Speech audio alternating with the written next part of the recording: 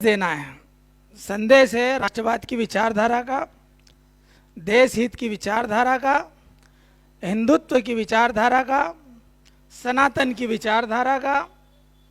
क्योंकि हमारे ये वाले क्षेत्र में ऐसी किंवदंती है कि यहाँ पर इस क्षेत्र में दारू बांट दो वोट मिल जाते हैं, साड़ी बांट दो वोट मिल जाते हैं, लिफाफे बांट दो वोट मिल जाते हैं।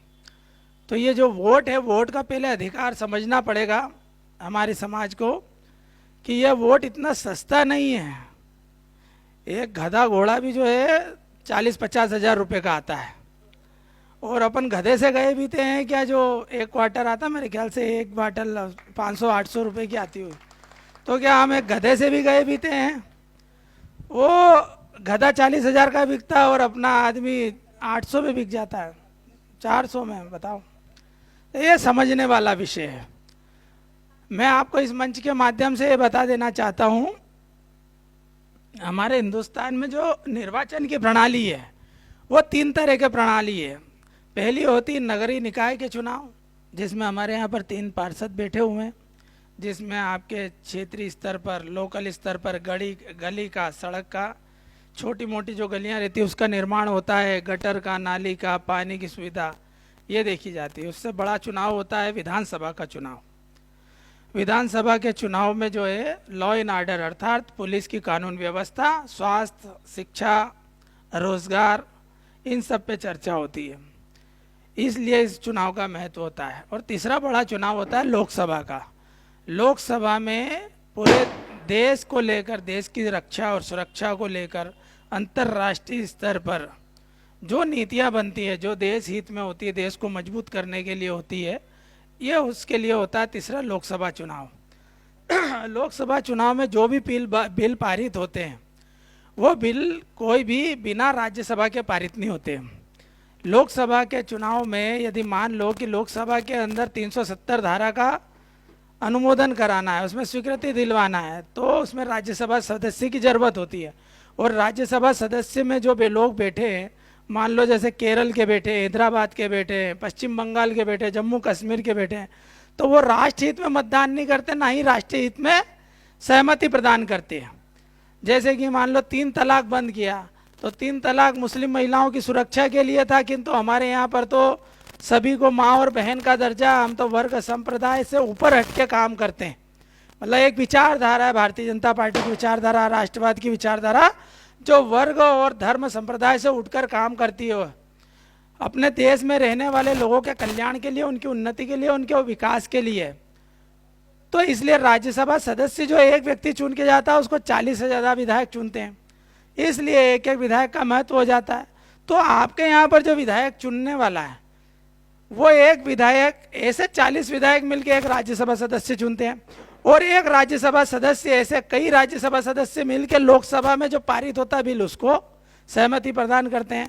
उसके लिए उदाहरण के लिए जो मैंने बताया आपको, 3 तलाक, 370 या राम मंदिर जैसे मुद्दे, इन मुद्दों पर उसमें सहमति बनती है। तो अंतर्राष्ट्रीय स्तर पर इस राज्यसभा सदस्य की सहमति बहुत पूर्ण भूमिका होती है। अब हमारे देश में ऐसी बहुत सारी विचारधाराएं हैं जो हमारे धर्म और देश को बिगाड़ने में, तोड़ने में लगी है। 2 तरह की विचारधारा होती है, एक मानवता की और एक राक्षस प्रवृत्ति होती है। एक देश को बनाने वाली विचारधारा और एक देश को तोड़ने वाली विचारधारा है। 65 साल 70 साल जिन लोगों ने राज किया, उन्होंने हमेशा जाति, वर्ग, संप्रदाय में बांट के रखा, कभी भी हमारे को एक जाजम पर आने नहीं दिया।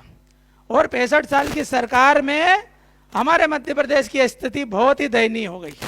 दयनीय कैसे हो गई? सड़क के नाम पे गड्ढे ही गड्ढे थे, उजाले के नाम पे, बिजली के नाम पे अंधेरा ही अंधेरा था। अब 2003 के बाद में जो सरकार आई, भारतीय जनता पार्टी की सरकार आई, आप देख लो सड़कें कैसी बन गई, यहाँ से लेकर अंतर्राष्ट्रीय स्तर पर देख लो। बिजली की स्थिति कैसी हो गई भाई, यहाँ पर जो जिन्होंने 2003 के पहले का मध्य प्रदेश देखा है वो जानते हैं कि क्या स्थिति थी लाइट की, और अब लाइट की क्या स्थिति है। किसानों को ना खेती करने के लिए लाइट मिलती थी, ना बच्चों को पढ़ने के लिए लाइट मिलती थी। आज लाइट भी भरपूर है, आज सड़क भी भरपूर है। उस समय 40,000 किलोमीटर थी, 40, आज हमारे यहाँ पर 5 लाख किलोमीटर सड़कें बन चुकी हैं। विभिन्न योजनाएं जो गरीबों की, दलितों की, शोषितों की, मजदूरों के लिए बनाई गई, ऐसी बहुत सारी योजनाएं हैं। जैसा कि इसके पहले महेश जी ने उसकी बात रखी, तो ऐसी योजनाएं क्या उनके पास में नहीं आ सकती थी? क्या उनके पास में विजन नहीं था? क्या उनके पास उद्देश्य नहीं था? क्या गरीबों के कल्याण के लिए वो नहीं कर सकते थे? क्या अगर विकास करना था, उन्नति करना थी और हम लोगों का आर्थिक स्तर सुधारना था, तो क्या एक छोटी सी बात समझें अपन कि 2014 के पहले इतनी सारी सरकारें रहीं, क्या किसी ने शौचालय के बारे में सोचा? किसी ने स्वच्छ भारत मिशन के बारे में सोचा? इतने गरीबों के लिए मकान जो कवेलू के, लकड़ी के या घास फूस के थे, चूते थे, तो क्या किसी ने पीएम आवास के बारे में सोचा? क्या आवास योजना के बारे में सोचा? हमारे यहाँ पे चूल्हे की प्रथा थी, हमारे यहाँ पर हमारी माताएं चूल्हा जलाती थी, उसमें दमा, खांसियाँ, बीमारियाँ हो जाती थी। तो उज्ज्वला योजना लेकर आए, घर घर में सिलेंडर आ गए, घर घर में गैस आ गया। तो ये योजना क्या वो नहीं ला सकते थे? नहीं ला सकते थे, क्योंकि उनके पास विजन नहीं है, उनके पास लक्ष्य नहीं है, उनके पास उद्देश्य नहीं है।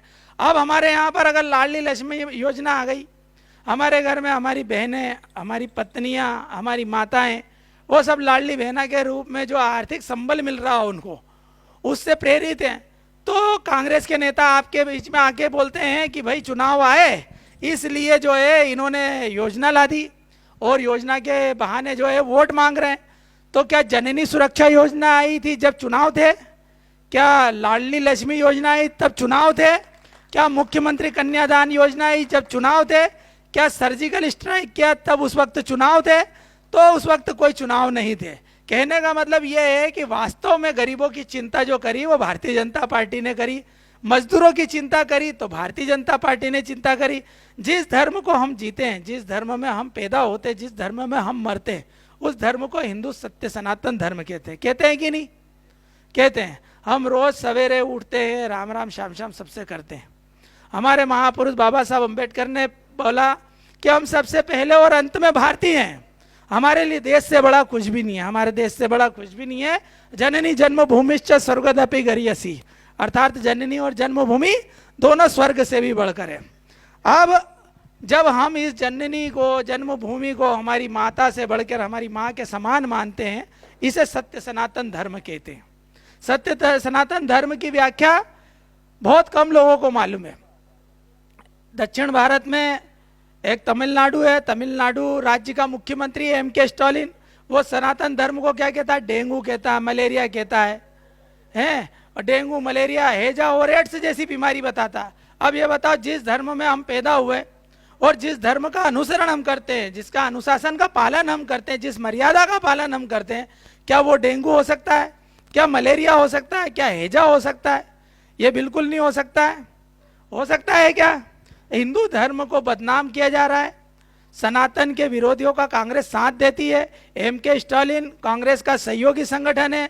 हमास को लेकर कांग्रेस शोक सभा रखती है। हमास लश्कर तैयबा और अलकायदा जैसा संगठन है जिसने इजराइल पर हमला करके 1400 निर्दोष लोगों को मार डाला।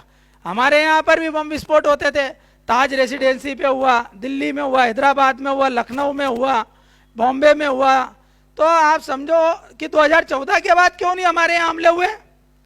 मतलब आप लोगों ने जो नेतृत्व चुना वो इतना बढ़िया चुना कि हमने माननीय प्रधानमंत्री मोदी जी को हमारे देश का प्रधानमंत्री बनाया, किंतु वो विश्व पटल पर अपनी छाप छोड़े और भारत को विश्व गुरु बनाने के लिए अंतर्राष्ट्रीय स्तर पर भारत को मजबूत किया।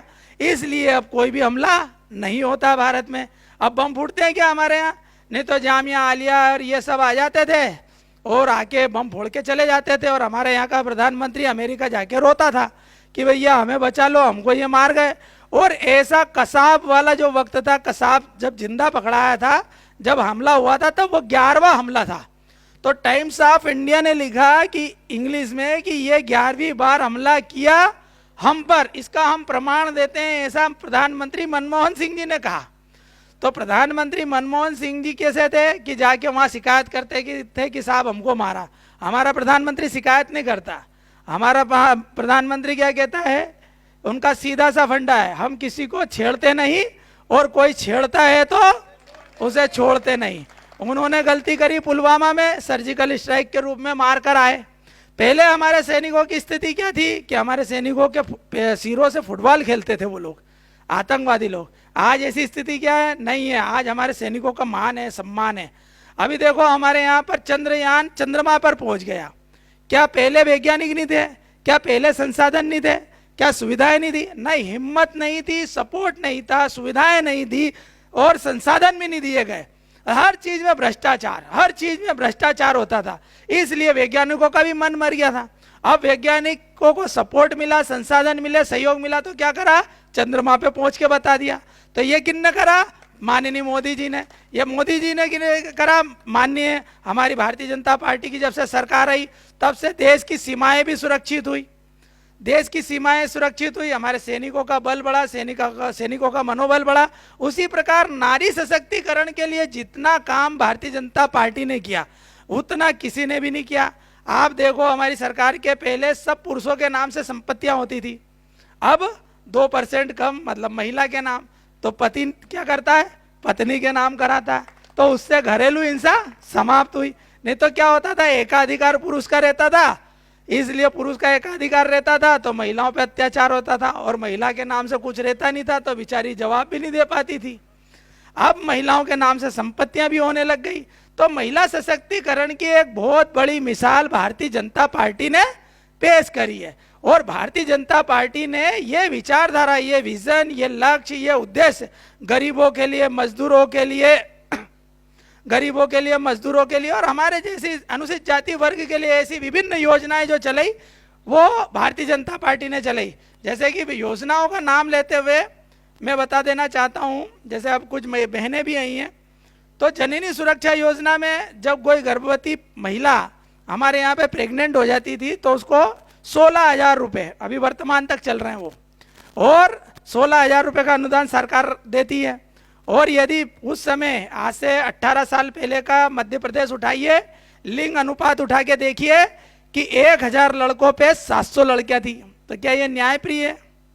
हमारे यहाँ पर बेटियों को बोझ समझा जाता था, अब 1,000 बच्चों पे, 1,000 बेटों पे 956 लड़कियां हैं।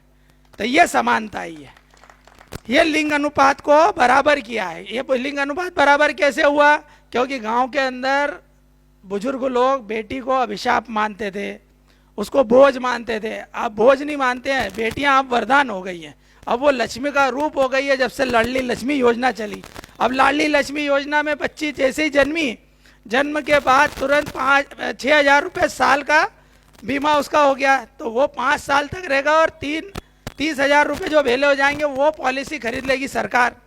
वो खरीदने के बाद में जब वो बच्ची 21 साल की हो जाएगी तो उसको 1,30,000 रुपये देंगे, और वही बच्ची जब पढ़ने जाएगी और 5वीं से 6ठी में जाएगी तो 4,000 रुपये मिलेंगे। जब 8वीं पास करके 9वीं में जाएगी तो 8,000 रुपये मिलेंगे। 11वीं पास करके जब 12वीं में जाएगी तो 12,000 रुपये मिलेंगे। और 12वीं में अगर टॉपर हुई तो 75% से प्लस लेकर आती है तो स्कूटी मिलेगी, और 85 से प्लस लाती है तो लैपटॉप मिलेगा। अब ये योजना ये नहीं चला सकते थे क्या? बाकी इनके पास कोई विजन नहीं था, इनके पास कोई लक्ष्य नहीं था कि गरीब बेटियों की शादी कैसे होगी। तो हमारे लोगों ने, हमारी भारतीय जनता पार्टी की सरकार ने इस विजन को लेकर आए कि भैया मजदूर आदमी है, मजदूर की बेटी के लिए दहेज और खाना पीना महंगा होता है, तो सरकार ने बेड़ा उठा लिया। अब 15 महीने की इनकी सरकार आई तो सारी नीतियां बंद कर दी, सारी योजनाएं बंद कर दी। उन्होंने कोई भी योजना चलने नहीं दी। उन 15 महीने में ना तो किसानों का कर्जा माफ हुआ, ना दूध पे सब्सिडी मिली, ना बेरोजगारी भत्ता मिला। ऐसा एक भी उदाहरण नहीं है जो उन्होंने करा। जितने वादे करे केवल झूठ का भर्मजाल फैलाती है कांग्रेस।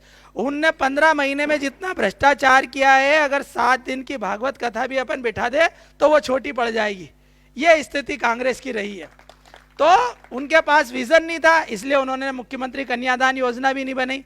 तो कहने का तात्पर्य यह है कि जन्म से लेकर परण तक और परण से लेकर मरण तक, अब बात आती है मरण की, तो आयुष्मान योजना के अंदर 5 लाख रुपए का जो बीमा अभी तक हमारे गरीब लोगों को मिलता था वो 10 लाख रुपए का कर दिया गया। इसके लिए जोरदार ताली बजा दो। यही लाडली बहना योजना जो 1250 की थी वो 1 जनवरी से 1500 की होगी, और मार्च से जो होगी वो 3,000 रुपए की लगातार होगी। और प्रधानमंत्री मोदी जी का एक संकल्प और है कि अप्रैल 2024 के पहले कोई भी गरीब कच्चे मकान में नहीं रहेगा। एक संकल्प और लिया। तो और लाडली बहना को जो अपन ये अनुसूचित जाति वर्ग की और सभी वर्गों की जो लाडली बहना है, उन सबको जो पैसे 3,000 रुपये संबल के रूप में जो नारी शक्ति सम्मान के रूप में दिए जा रहे हैं, इसके साथ साथ 1,39,000 रुपये उन बहनों को दिए जाएंगे जो कवेलू और कच्चे मकानों में रहती है। तो ये समझने वाली बात है कि इतना काम जब भारतीय जनता पार्टी सरकार करती है तो फिर हमें उनको आशीर्वाद क्यों नहीं देंगे भाई। संबल की योजना में हमारे मजदूर वर्ग, ये वाला पूरा क्षेत्र जो मूसाखेड़ी का क्षेत्र है, यहाँ सब मजदूर रहते हैं, ये पूरा गरीबों का क्षेत्र है, मजदूरों का क्षेत्र है। तो मैं आप सबको इस मंच के माध्यम से बता दूं कि ये संबल योजना आज चालू नहीं हुई है, पहले से चालू है, जिसमें कोई भी मजदूर, किसी भगवान ना करे कोई दुर्घटना होती है तो उसको 4 लाख रुपए मिलते हैं एक्सीडेंट में, बिजली से करंट लगने पे 4 लाख रुपए मिलते हैं, सांप के काटने पे 4 लाख रुपए मिलते हैं, डूब जाए तो 4 लाख रुपए मिलते हैं। ये योजना इन्होंने संबल योजना के तहत कराई। तो हमारे यहाँ पर लोगों को जागरूक होकर संबल से भी जुड़वाना पड़ेगा, आधार लिंक करवाना पड़ेगा, आयुष्मान से भी जुड़वाना पड़ेगा। और ये सारी योजना यदि गरीबों और मजदूरों के लिए है तो आप सबका भी दायित्व बनता है कि आपके संपर्क में आपका क्षेत्र का जो भी गरीब मजदूर है उसको इस चीज का लाभ मिले, इन योजनाओं का लाभ मिले। आप क्षेत्रीय पार्षद से संपर्क करके इन योजनाओं का लाभ जो है हमारे मजदूर वर्ग को दिलाएं। कांग्रेस के राष्ट्रीय अध्यक्ष मल्लिकार्जुन खड़गे साहब आए थे भोपाल में 3 दिन पहले। उन्होंने कहा कि हमारी लड़ाई 5 पांडवों से। क्या कहा कि हमारी लड़ाई 5 पांडवों से। तो पांडव से लड़ाई किसकी थी कि और वो की, तो अपने आप को उन्होंने कौरव साबित कर लिया। कांग्रेस ने अपने आप को कौरव साबित कर लिया। अब कौरव का मतलब कौन? दुर्योधन। कौरव का मतलब शकुनी मामा। कौरव का मतलब दुशासन। अब दुशासन कौन? जिन्होंने द्रौपदी माता का चिरहरण किया। शकुनी महाजुआरी, जिन्होंने अपने परिवार के साथ बेईमानी करके राजपाट छीन लिया। दुर्योधन कौन? जिनने अपने सगे भाइयों के साथ बेईमानी करके उनकी जमीन जायदाद हड़प ली। तो स्वयं ही कौरव हो गए। उनको यही नहीं मालूम कि हम क्या बोल रहे हैं, किसे बोल रहे हैं। प्रियंका गांधी आई, उन्होंने बोला कि राम भगवान 13 साल के लिए वनवास गए थे। कितने साल के लिए गए थे? 14। अब उनका जनरल नॉलेज ऐसा है कि उनको यही नहीं मालूम रहता कि भगवान कितने साल के लिए वनवास गए थे। वो बोले कि 13 साल के लिए वनवास गए थे। तो ये हिंदू संस्कृति, सनातन संस्कृति को ये समझ नहीं पाए। सनातन संस्कृति के खिलाफ इन्होंने हमेशा काम किया। और जब राम मंदिर का निर्माण होने वाला था, 70 साल से जब राम भगवान तंबू में थे, तब इन्होंने सुप्रीम कोर्ट में हलफनामा लगाया कि भगवान राम के अस्तित्व पर प्रश्न चिन्ह लगाया कि भगवान राम काल्पनिक है। क्या काल्पनिक है भगवान राम? उन्होंने बोला ये काल्पनिक है, हिंदू कोई धर्म नहीं होता है। तो इस तरह के आरोप प्रत्यारोप लगाकर हमारी श्रद्धा और आस्था को ठेस पहुंचाई। तो अब समय आ गया है बदला लेने का। हमारे आस्था पे जिन्होंने ठोस पहुंचाई उनको सबक सिखाने का, हमारी श्रद्धा पे जिन्होंने ठेस पहुंचाई उनको सबक सिखाने का। और ये जो आतंकवादी जो दस्ते होते हैं, उन लोगों के लिए जो सहयोग की भूमिका ये लोग निभाते हैं, उन लोगों को सबक सिखाने का।